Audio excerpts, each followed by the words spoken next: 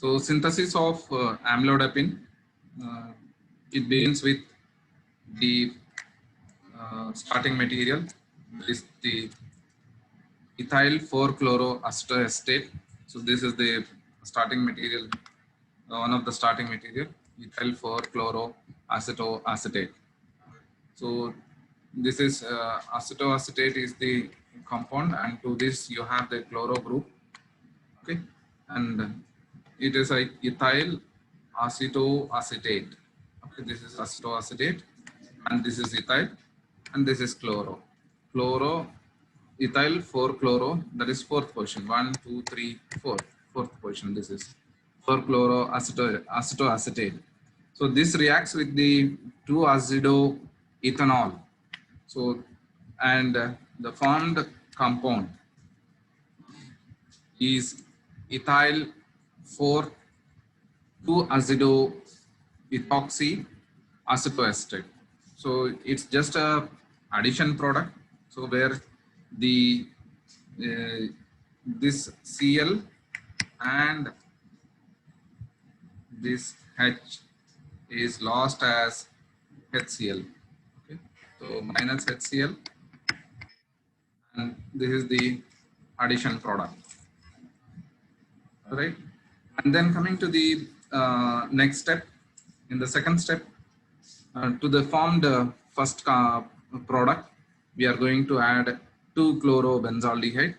So this is the structure of 2-chlorobenzaldehyde, and as well as methyl 3-aminocrotonate. So methyl 3-aminocrotonate. So these compounds we are going to add, and finally the ring closure takes place. Okay, so and which gives the 1,4-dihydropyridine nucleus and the substitutions. Okay, so but this is not the final structure of the amlodipine, but it is an intermediate product where we need to convert this N3 group into amine. So except this, the formed intermediate is similar to the amlodipine. So we have to convert into NH2, means reduction. Hydrogen addition takes place, and the catalyst we can use is zinc and HCl. In the presence of zinc, we add HCl and heat it or warm it. Or the another thing is pass hydrogen gas in presence of palladium catalyst, and which gives rise to the final compound, that is amlodipine. So this is the structure of amlodipine. So it is there in your syllabus, synthesis of amlodipine. The amlodipine is unique in this 1,4-dihydropyridines, in which the C3 and C5 substitutions are unsymmetrical. Okay, except amlodipine, all other dipines are symmetrical. This is the only compound which is asymmetrical. So what we mean by asymmetrical in 1,4-dihydropyridines, so the C3 substitution and C3 and C5 substitutions, this is C3 and this is C5. So these substitutions are different, they are not similar. Then we are going to call them as asymmetric. Okay, so this is the synthesis of amlodipine. Then coming to the structure and uses of, so structure and uses of other calcium channel blockers. So the first structure is the verapamil. So here this is the structure of verapamil. Verapamil is a synthetic compound which has got slight structural similarity with that of papaverine. And coming to the uses of verapamil. So verapamil is used in the treatment of angina pectoris, arrhythmias, which are from the ischemic myocardial syndromes, and as well as the supraventricular ventricular arrhythmias. Okay, and it can also be used in all types of angina. So V here stands for the uh, variable angina, and CS is for, sorry, not variable, it is vasospastic angina. V stands for vasospastic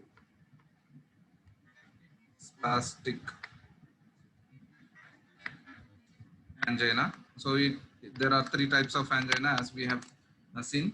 So vasospastic angina, and then CS is chronic stable angina, and thirdly U stands for unstable angina.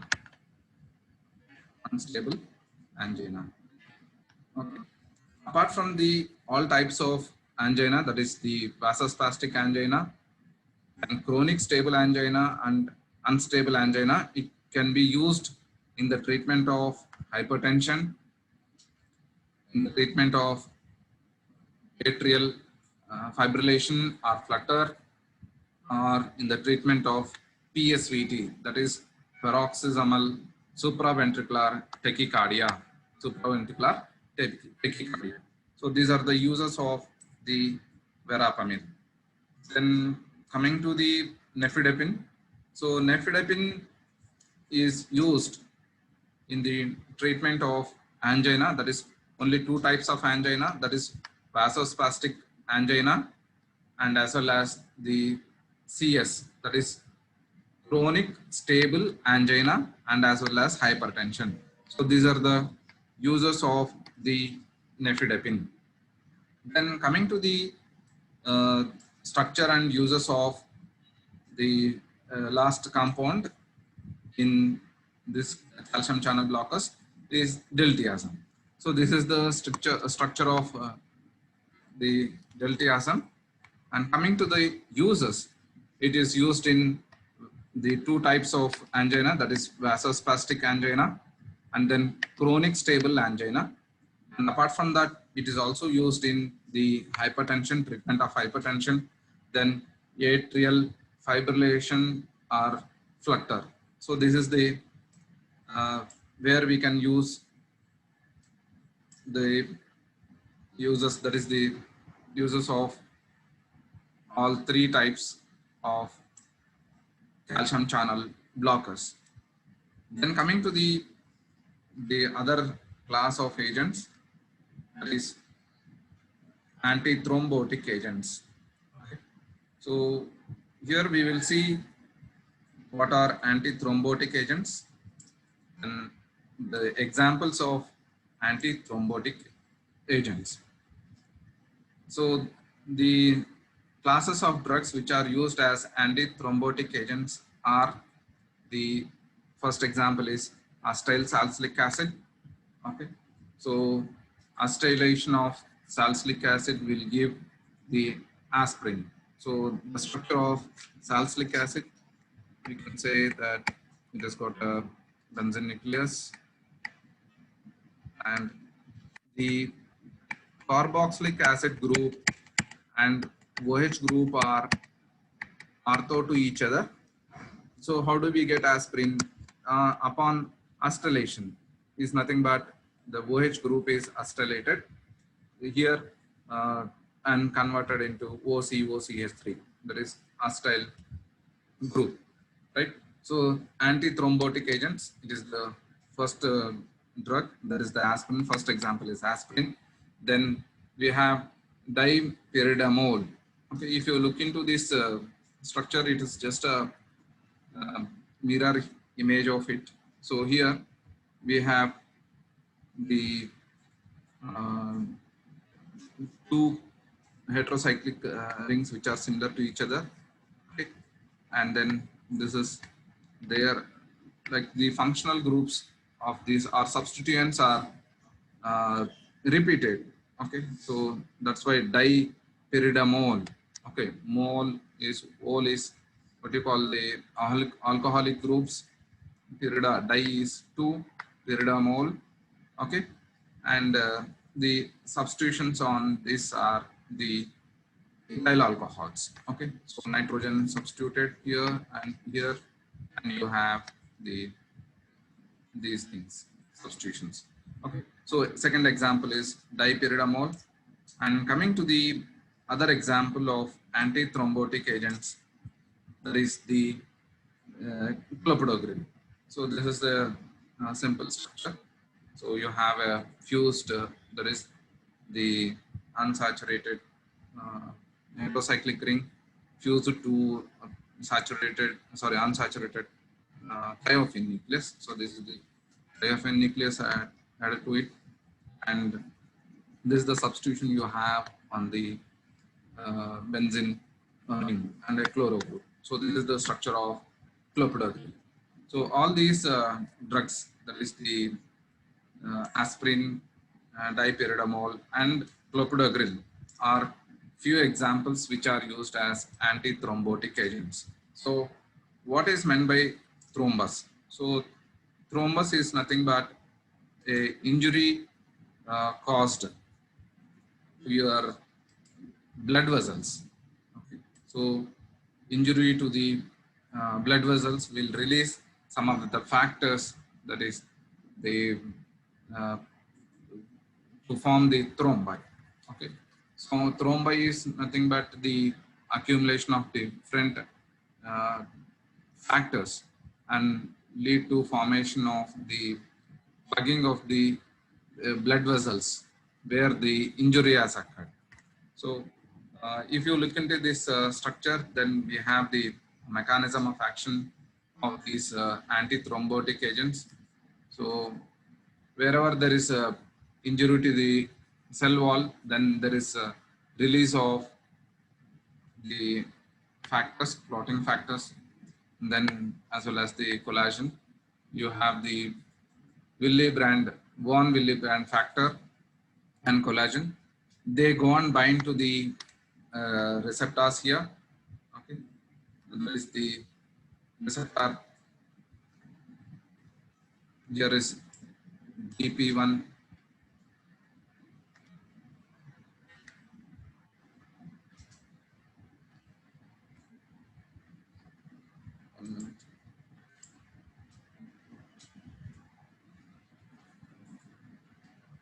GP1 receptors, and as well as the other receptor you have here.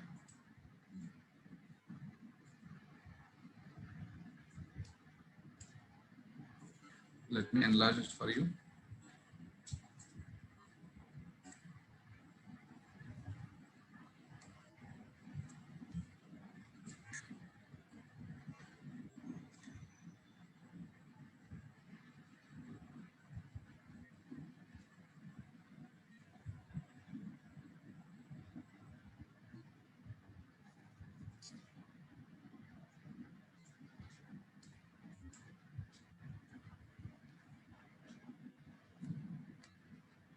So this is, if you look into uh, the diagram here, so it acts on the receptors GP1, that is glycoprotein, okay? 1B and glycoprotein 1A. So these will lead to the synthesis of arachidonic acid, that is the prostaglandins. Okay, so and PG, prostaglandin H2 is synthesized. Then from it, thromboxanes are synthesized. Okay, and these thromboxane are released into the bloodstream, and the other platelets will they have the receptors here for thromboxanes, and they bind to it, and then degranulation occurs and release the different factors. And similarly, so you have the GP2B and 3A receptors, and on the other hand, whenever there is injury, the endothelial cells will release the prostacyclin, that is PGI2, and these I2 will lead to activation of the or conversion of ATP to cyclic AMP and formation of 5' AMP. And then there is the what is called as the thrombin acts on PAR4 and PAR1 and will lead to degranulation and release of 5-HT and as well as the 5-HT. So this 5-HT along with the ADP will bind to these receptors on the platelets, that is P2Y1 and P2Y, P2Y12, and thereby there is the release of the uh, different factors. Okay, and thereby the thrombus is formed, right? So if you look into the structure of the this compound, that is we have targets here. So inhibit the synthesis of the prostaglandins, that is aspirin acts here, and then whereas the dipyridamole will act on that is the conversion of cyclic AMP to 5' cyclic AMP, inhibits it inhibits, and then the other uh, category or the site for target for antithrombotic agents is the P2Y12. Okay, so here clopidogrel acts on this receptor and it will not allow the ADP to attach at this particular position, and thereby the next consequence of events does not take place. This is how the antithrombotic activity is seen. So all the three drugs that we have discussed in the introduction, they do not act at one place, but they have got different sites or different targets. So aspirin, it acts on the prostaglandin synthesis, whereas the dipyridamole acts on the prostacyclin, which is going to be activating the cyclic AMP to 5' AMP, and whereas the clopidogrel acts on the receptor, that is P2Y12. Okay, so this is how the mechanism of action of antithrombotic agents is seen. Right. Then coming to that is what here we are seeing, the scheme describing platelet activation as it relates to blood clot formation. So this is all related to activation of platelets. So the thrombus is formed at the site of damaged wall in the vasculature, that is in the blood vessel. Normal endothelial cells in the vascular wall provide prostacyclin, which stimulates the conversion of ADP, that is ATP, to cyclic AMP, preventing platelet aggregation. Then in injury, glycoprotein, GP receptors bind substances such as Van Willebrand factor and collagen, activating the platelet. So the GP2B and GP3A receptors cross-link platelets via fibrinogen binding. As the platelet degranulates, additional aggregating substances, including the thromboxanes, then the serotonins and adenosine diphosphate, that is ADP, are released. So, and the ADP, by binding to P2Y1 and P2Y12, promotes and sustains platelet aggregation respectively. So the targets we have seen here. So target for aspirin, target for dipyridamole, and then target for clopidogrel. So these are the targets for the antithrombotic activity. Okay. Then coming to the other classes. Okay, if you look into, or if you go back, so here we have the different that is antithrombotic agents. So if you just go back.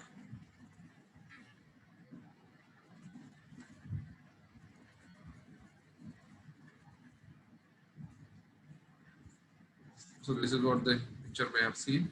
These are the structures, and then set of action, mechanism of action. Coming to the mechanism of action.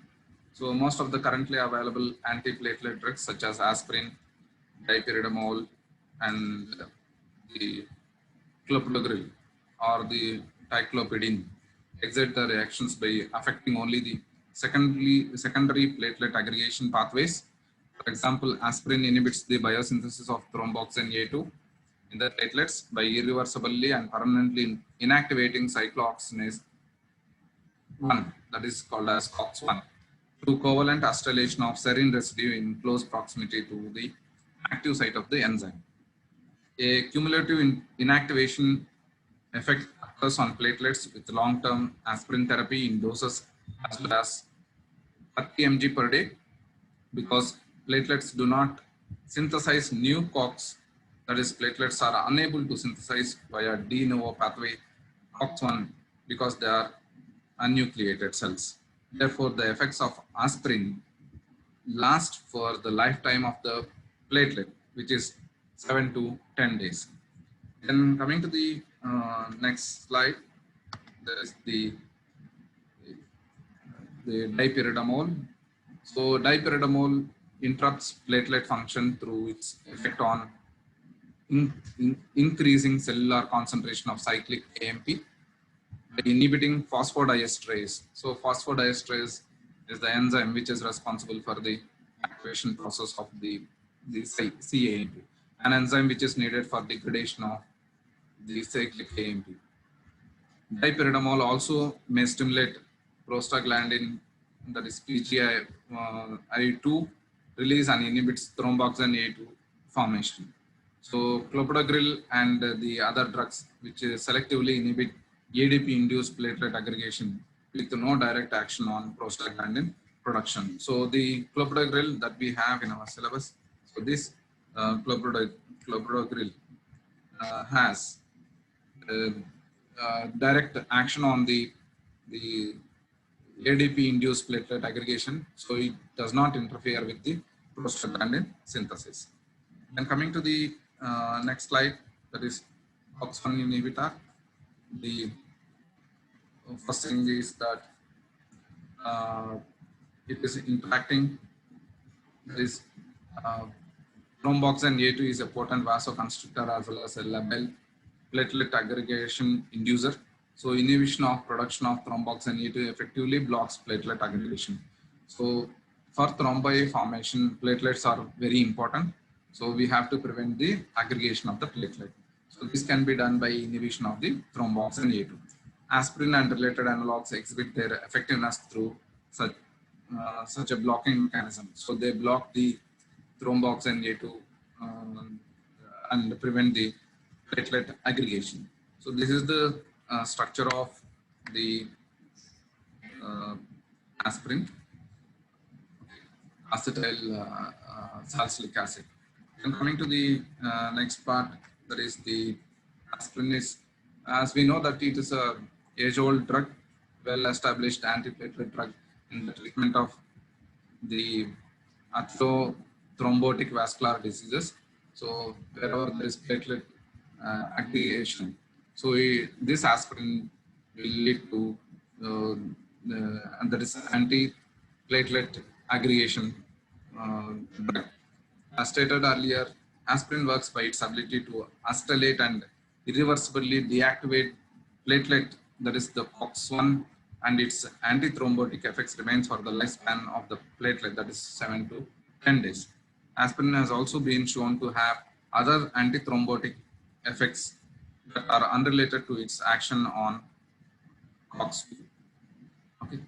Then these effects include the dose-dependent inhibition of platelet function, enhancement of fibrinolysis, and suppression of blood coagulation. The aspirin is rapidly absorbed in the stomach and quickly degraded by plasma cholinesterases. That is, half-life is 15 to 20 minutes. Then the once daily dose of 50 to 100 mg of aspirin, which is much lower than doses needed for its anti-inflammatory analgesic actions, is sufficient to completely inactivate platelet COX1 irreversibly. So aspirin is not only used as anti-platelet aggregator, but also it is also used as anti-inflammatory and analgesic. but 50 to 100 mg of aspirin will not show the anti-inflammatory or the analgesic actions, but it is this dose is enough for us to prevent the aggregation of platelets. So higher doses of aspirin only contribute to its side effects, especially internal bleeding and upper gastrointestinal irritations. This is due to the main action of this is due to, or this is one of the side effects we can say, upper uh, internal bleeding and gastric irritation. This is due to the prostaglandin synthesis inhibition. So these prostaglandins are responsible for the inner mucosal lining of the stomach and prevent from excess acid or the HCl which is released in the stomach. So if the synthesis of this prostaglandin is inhibited, then the mucosal lining is not synthesized, and thereby the HCl can come in direct contact with the membranes of the stomach and form the ulcers. So here is the representation of how this acetylation of the cyclooxygenase enzyme takes place. So this is the cyclooxygenase enzyme, and this is the serine part of the cyclooxygenase. And when the aspirin acts here, or when aspirin is in contact with the cyclooxygenase, and the OH group of the serine becomes acylated. Okay, and the bond formed is here covalent bond, very important. Okay, and thereby, so because this is a covalent bond, it stays for the lifetime of this enzyme, and then that is the 7 to 10 days, okay, of the platelets for the, that is the platelet. Okay, so because of this enzyme inhibition, the prostaglandins or the thromboxans are not formed, and thereby the what to say, the it has got the anti-thrombotic or the anti-platelet aggregate. So then the other drug is dipyridamole. So dipyridamole is a pyrimidine derivative. Okay, so pyrimidine derivative is the drug here. Sorry, base nucleus with vasodilatory and antiplatelet properties. Okay, so dipyridamole exerts its antiplatelet function by increasing cellular concentrations of cyclic AMP via its inhibition of the degrading enzyme, that is the cyclic nucleotide, that is phosphodiesterase, PDE, which is abbreviated as PDE. So it acts on this PDE enzyme. So it also blocks adenosine uptake, which acts as a A2 adenosine receptor to stimulate platelet adenyl cyclase. So prevents the stimulation of the platelet adenyl cyclase enzyme. Then less common uses for this drug include the inhibition of embolization from prosthetic heart valves when used in combination with the warfarin, and reduction of thrombosis in patients with thrombotic diseases when used in combination with aspirin. And when this dipyridamole is given as a lone drug, that is the treatment of thrombotic conditions has very little effect. Okay, so dipyridamole is always given in combination either with the warfarin, the anticoagulating agent, aspirin, which is a platelet aggregation inhibitor. So this is with the dipyridamole. Then coming to the next part, that is the metabolites. So here we will stop here and see the remaining part in the next coming classes. So